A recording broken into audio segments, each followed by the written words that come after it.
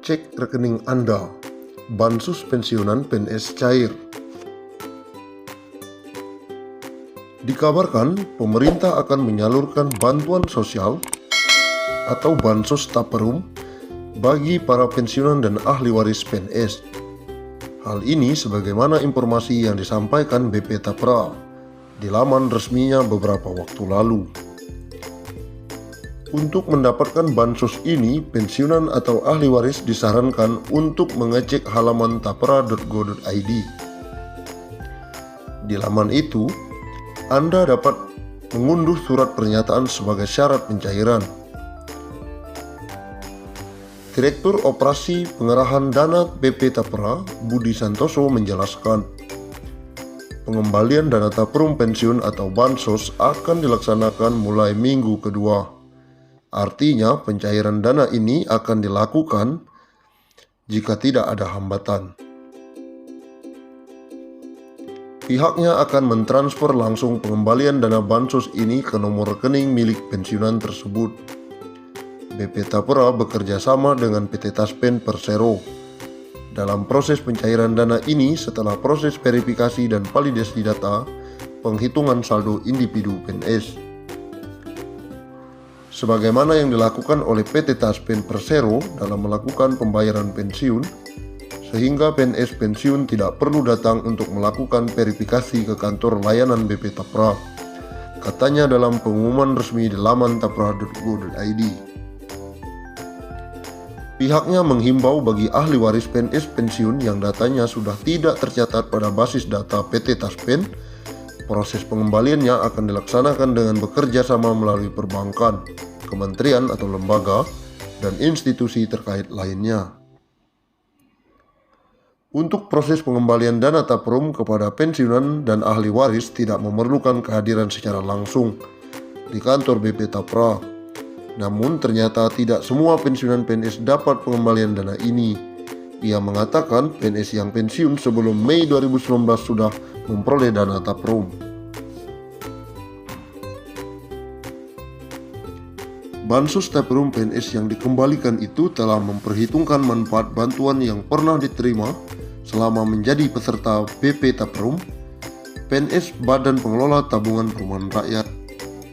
Dengan kata lain, katanya dana taperum hanya diberikan pada PNS yang pensiun pada periode 2019 hingga Desember 2020. Untuk dapat bantuan ini, calon penerima harus mengunduh surat pernyataan. Selain itu, para calon penerima juga harus menyiapkan dokumen.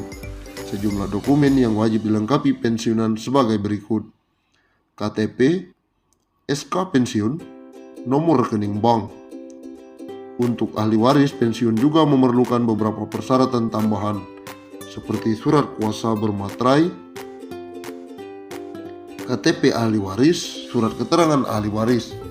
Jika ada pernyataan dan pengaduan, pihaknya menghimbau agar dapat menghubungi layanan informasi. Salam dari BP Tapra.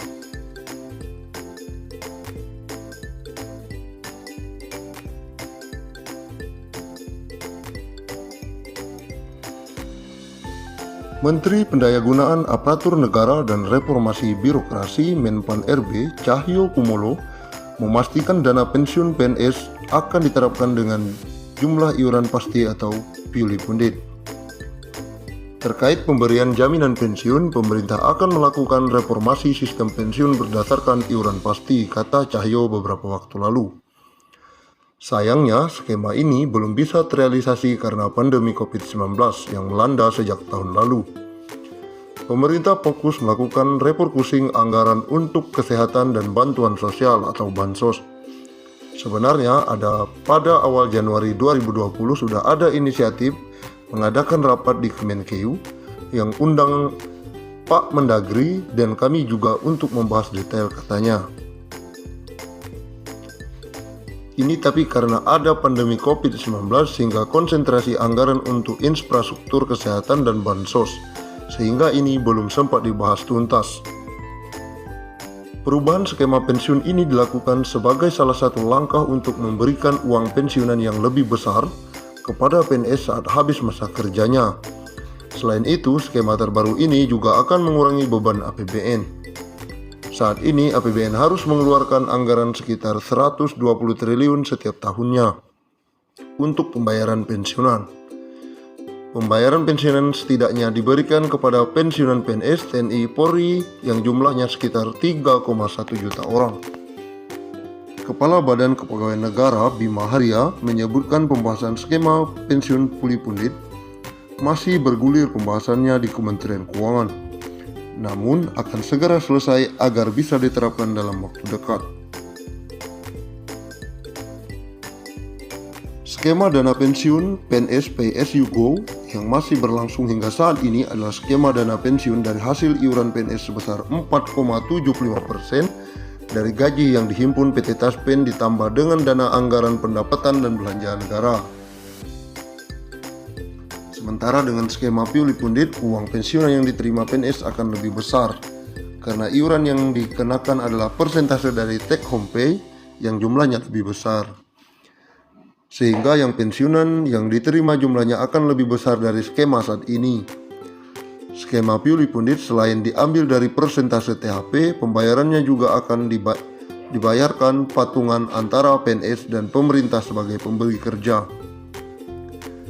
Kedepan sistem ini diubah, puli pundit PNS akan bayar iuran sebesar persentase dari THP, bukan gaji, sehingga uang pensiun akan mendapatkan besaran yang lebih baik dari sistem Pay As You Go, kata Bima. Skema Dapun PNS saat ini, kata Bima, membuat pembayaran iuran PNS sangat kecil karena dari gaji pokok, sehingga saat pensiun mendapatkan tunjangan hari tua sekaligus yang jumlahnya dinilai tidak mencukupi.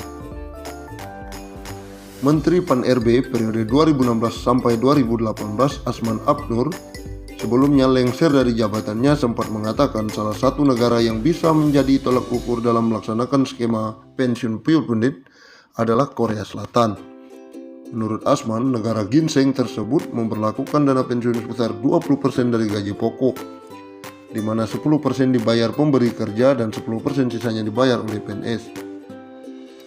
Skema ini dianggap lebih baik dalam memberikan dana pensiun. Sebagai contoh, uang pensiun yang diterima PNS Korea Selatan mencapai 4.000 US per bulan, sementara uang pensiun yang diterima 350 US per bulan. Tapi catat, mereka bukan memotong gaji, tapi masing-masing pemberi kerja dan pemberi kerja membayar iuran. Akumulasi semua total yang dicadangkan akan dikembalikan saat pensiun, ujarnya mengutip dari CNBC Indonesia.